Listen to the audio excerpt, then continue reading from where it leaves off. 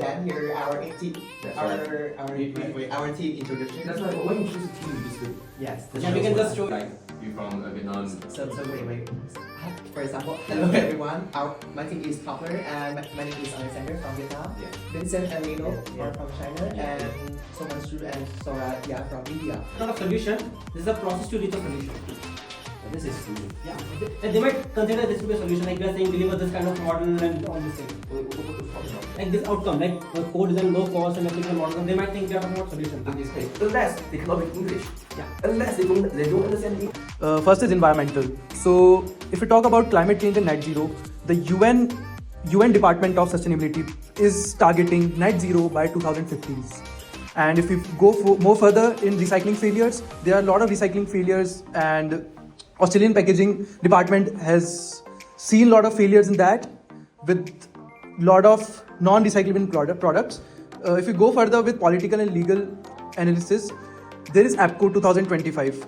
So according to them, Australian Packaging Organization is targeting 100% reusable and recyclable packaging products by 2030. And according to their data, right now 70% of the plastic packaging that is being revolving in the market is being recycled. If we go further on government grants and landfill levies, Australian government is granting $50,000 of grant to the organizations which are promoting sustainability and for packaging and for renewing the packaging. If we go further on social factors, there are high sustainability awareness between consumers and the firms that are promoting coffee. And if you go at generational behavior trends, between the age group of 18 to 34, people are almost looking for eco-friendly products. And we get our interviews with 8 consumers, 2 cafe staffs, and 1 brand owner. Some of the outcomes here, which is like almost 90% of consumers mentioned physical confusions, and there's also an issue with the lack of visible guidance and the overload and mental reservation.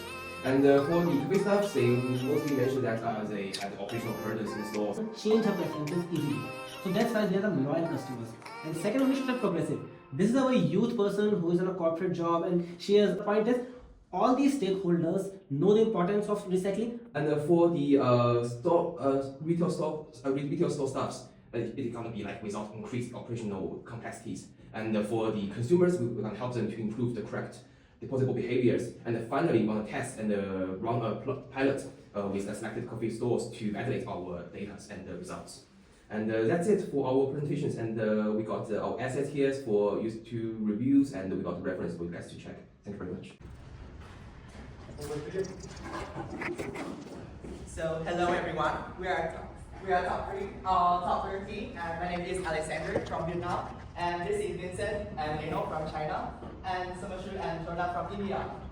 So our project will explore urban coffee consumption journey in Melbourne, and in this presentation, we're focused on how people consume coffee and deal with packaging waste, and also connect it to sustainable development goal as SDG 11 sustainable cities and communities and SDG 12 waste. And when we're linking to SDG 11 and 12, we address urbanization challenge and also promote shared responsibility of consumer and producers.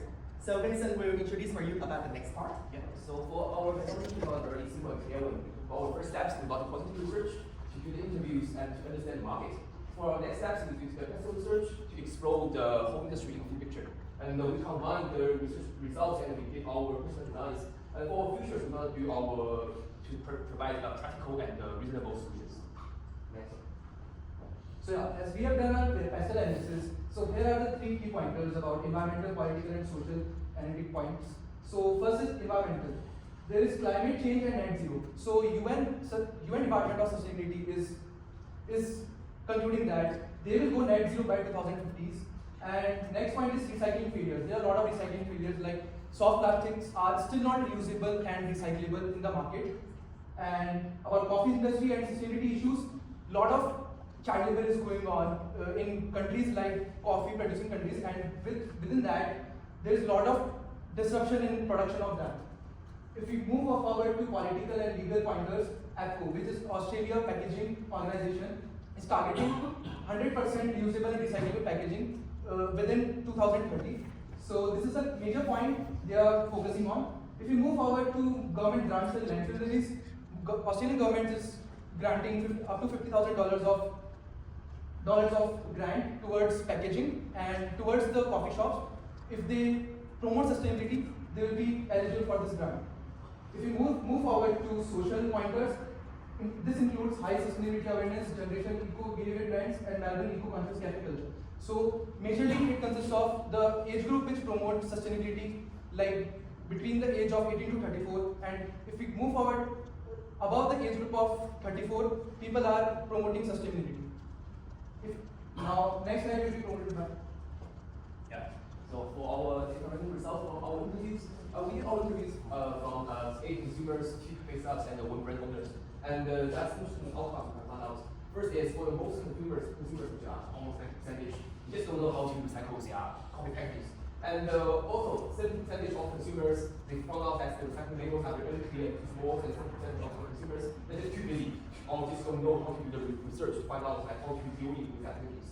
But for the cafe staff, 100% of them, they find they have the operational burdens in the stores, and for the brand owners, they're just in a simple and affordable solution available for futures. Right. So based on all this, we created 4 key stakeholders which we presented via our personas. Most important one is brand manager, which we named as the maestro. He is the one who is the core, the crux of thing. The company brand manager who is responsible of engaging with all the different stakeholders, who decides what to do the policies for recycling, and everything is managed by him. So he is the most important and has most power. Then comes coffee barista.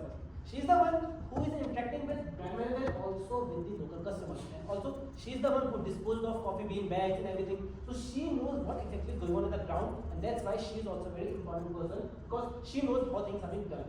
And then we have divided our customers into 2 key groups. One is loyal. She is the person who is old lady who visits the same shop again and again. She is friendly with the customers there, she is friendly with the staff there, and she doesn't want to change her shop. She will prefer going here. And although she is very much environmentally friendly and conscious, but environment is not that up in her priorities. And then comes our young person, corporate person, goes to the shop, she buys coffee on the go, and then she leaves. And she is very environmentally conscious, she knows what's the trend are there, but all the key points here is that all of them are quite conscious about it, but they don't have much priority about environment. And this is here presented how with the power and interest. As you pointed out, brand manager is most influential and most powerful. He is the one which needs to be closely monitored and handled and managed. Then comes barista person. She is also quite important. She has high interest, but comparatively less interest and power than compared to brand manager. And then our corporate customer, the one who is on the go, she is highly interested, but the customer doesn't have much power, so she needs to be informed. And then comes the person who is loyal local, and she is informative, but she doesn't care much about environment and she prefers to see. So she is not something which needs to be monitored. And now we'll find out the pain points and goals of all of this. Okay, next is that we have 4 personas information, and this show how we translate these pain points from stakeholders and into real needs. First example is a brand manager. He has problem in limited resources and cannot give some alternatives. So he needs low risk, one step-by-step approach, and make some clear and honest alternatives. The next one is Navia, is a brand coordinator, and he's busy and he didn't know how to respond for the recycling in the company, and she needs clear role assignments, team support, and public education. So he also wants to recycle, but she has problem in confusing information of the label, and sometimes she doesn't trust the brand claim. And for her, she needs clear and simple labels information and give the brand some transparency to the brand. And the last is Mary. He's an old retail teacher, and he often buy some coffee beans, but he often feel overwhelmed because of the small font size and sometimes lack of recycling knowledge. So for her,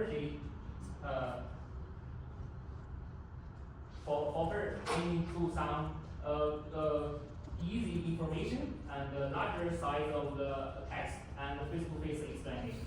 So this really will create give us a clear direction for creating a much clearer solution. Yeah. So in the end, we conclude our problem statements, which will be like enable consumers to track and activity, report of use feedbacks, minimize distribution and workload for the campaign staff and the store operations, and always bring more risk. What's for the brands, especially in the future. And so the outcome and the achieve for the future is like we're gonna deliver a stable and credible prospective solutions for the brand managers. We're gonna provide a solution that increase operational complexity for the staffs, and we're gonna improve the practical possible behaviors for consumers and the tests that we find in the real world settings. Thank you.